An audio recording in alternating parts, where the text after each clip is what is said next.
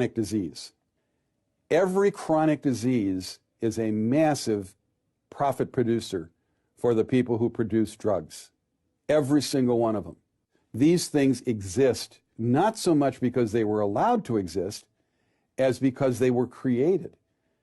So that you can call it ADD, you can call it obesity, whatever it is, when you have people who go from the age of, let's say, 15 to the age of 65 in a chronic depressed health situation, massive amounts of profit are made off each one of those individuals. About 100 years ago, things were really beginning to change in the United States. We were changing from an agrarian economy to an industrial economy. And these titans of industry really wanted to be able to control not only the United States, but the world financial system as a whole.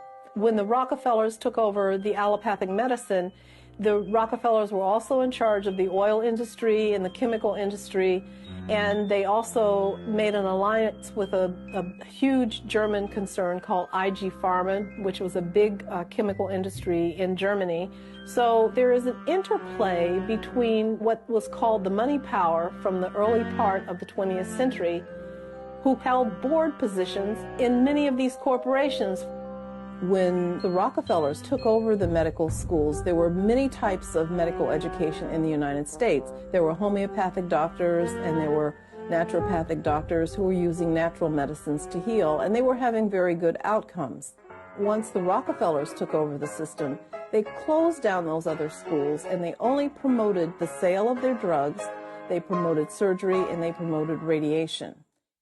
Well, there's kind of sociological theory about paradigm shift, and it goes something like this. You have, let us say, the medical community, all the doctors in the United States. They are a community, and they have a kind of mythology which is supported by everybody believing the same thing. When you go to medical school, you're indoctrinated with this as kind of religious dogma. So if the pharmaceutical industry profits by selling medicine, but the industry profits by selling more and more of them, then the industry pays doctors to prescribe them and so on. We see a mafia-like monster has afflicted this community. So the Hippocratic Oath, the ordinary altruism of people in a community is subverted by this capitalistic pressure.